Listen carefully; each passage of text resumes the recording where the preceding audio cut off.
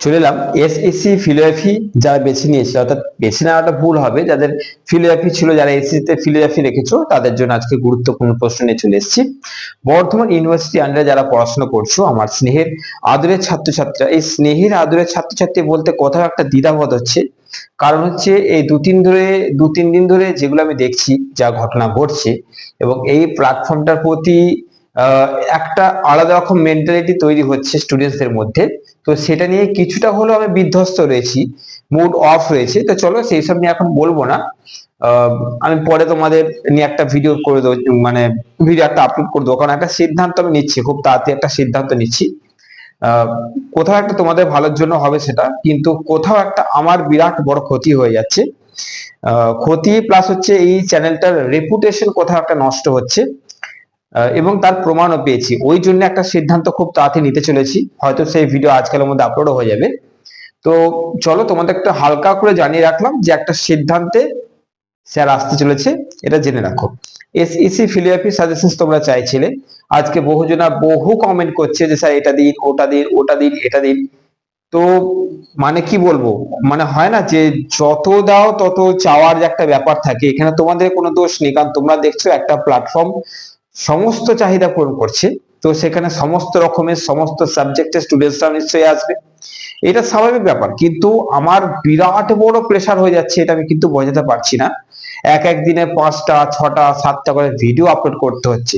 একবার ভেবে দেখো, যদি তোমরা আমার জায়গায় থাকতে এবং তোমাকে যদি বলতাম যে তুমি একদিনে 5টা ভিডিও আপলোড করে দেখাও, 7টা ভিডিও আপলোড করে দেখাও, কতটা প্রেসার। শুধু প্রেসার এডিটিং করাতে নয়, প্রেসার হচ্ছে সেগুলোকে তৈরি করাতে। কারণ তোমরা প্রচুর বিশ্বাস করো, এই বিশ্বাসটাকেই অনেকজনা এমন ভাবে কাজে লাগিয়ে নিচ্ছে। যখন আমার কানে সেটা এলো না, তখন আমার প্রচন্ড খারাপ লেগেছে, এবং সেটা কানে এক দুবার আসেনি, বারংবার আসার পর তারপর আমি সিদ্ধান্তে আসতে চলেছি। চলো কি সিদ্ধান্তে আসতে চলেছি সেটা নিয়ে একটা পূর্ণ বৃত্তান্ত ভিডিও আনতে চলেছি। দেখে নাও এসইসি ফিলোসফির গুরুত্বপূর্ণ কোশ্চেন্স গুলো, যেগুলো আশা করছি প্রশ্নপত্র তোমরা পেয়ে যাচ্ছ। চলো দেখে নাও।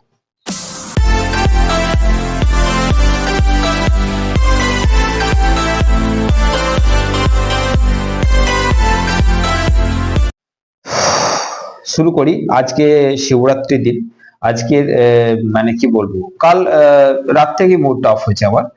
মানে মুডটা অফ বলতে গেলে কয়েকদিন ধরেই ছিল, আমি তবুও হেসে হেসে ভিডিও করছিলাম।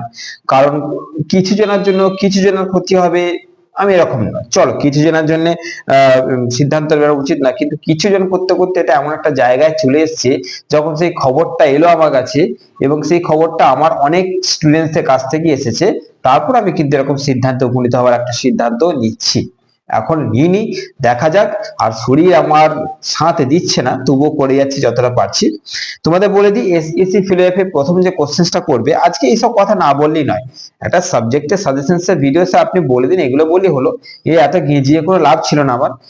বললাম একটা কারণে, জেনে নাও যে একটা সিদ্ধান্তে আমি আসতে চলেছি।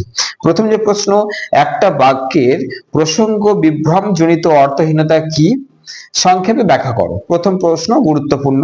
নেক্সট, কোন শব্দ কি একই সঙ্গে প্রাকৃত সংকেত ও প্রথাসিদ্ধ সংকেত হতে পারে? হর্স পাসকে অনুসরণ করে আলোচনা করো। 3 নম্বর, প্রত্যয় ও প্রতিরূপের মধ্যে পার্থক্য আলোচনা করো। 4 নম্বর, সত্যতা সম্পর্কে প্রয়োগবাদের যে মানদণ্ড সেটা আলোচনা করো। কোশ্চেনটা ঘুরিয়ে যদি দেয় তাহলে দেবে সত্যতার মানদণ্ড রূপে কার্যকারিতার ধারণাটি বর্ণনা দাও। হয়ে গেল। আচ্ছা, এরপরে 5 নম্বর, ধারণার উৎস বিষয়ক তত্ত্ব হিসেবে প্রত্যয়, অভিজ্ঞতাবাদ ও বুদ্ধিবাদ এর সংক্ষিপ্ত পরিচয় দাও। 6 নম্বর, সবল ও দুর্বল অর্থে জানার মধ্যে পার্থক্য কি আলোচনা করো।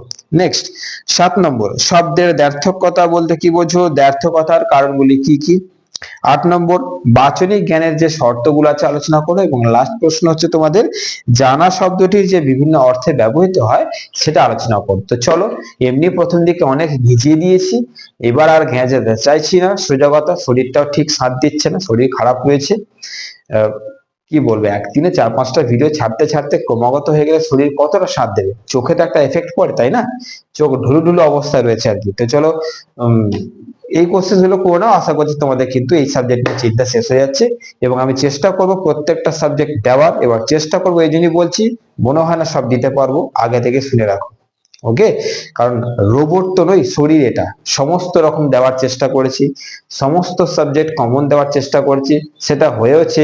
কিন্তু তারপর যেগুলো শোনা যাচ্ছে, যেগুলো দেখলাম, শুনলাম, প্রমাণ দেখলাম, তারপর আর মনে হচ্ছে না যে নিজের শরীরকে খারাপ করে তোমাদের উপকার করি। নিজেরা ঠিক থাকলে তোমাদের কি করে কি করবো।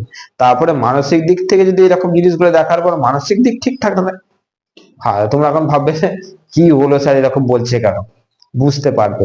জাস্ট অপেক্ষা করো, আজ বা কালকের মধ্যে ভিডিওটা আপলোড করব, ভালো করে দেখে নিও। যে দেখবে না তার সম্পূর্ণ ক্ষতি, যে দেখবে সে বুঝতে পারবে যে হ্যাঁ একটা চেঞ্জেস এলো এবং একটা সিস্টেমিক বা একটা টেকনিক্যালি পরিবর্তন আনতে চলেছি। তার মধ্যে তোমরা ইনক্লুড যদি নিজেকে করে নিতে পারো তো ভালো কথা, যে ভিডিওটা দেখবে না স্কিপ করে যাবে সেটা তার দায়িত্ব, সে নিজে বুঝে নেবে। ভালো থেকো, সুস্থ থেকো, প্রশ্নগুলি করে নাও।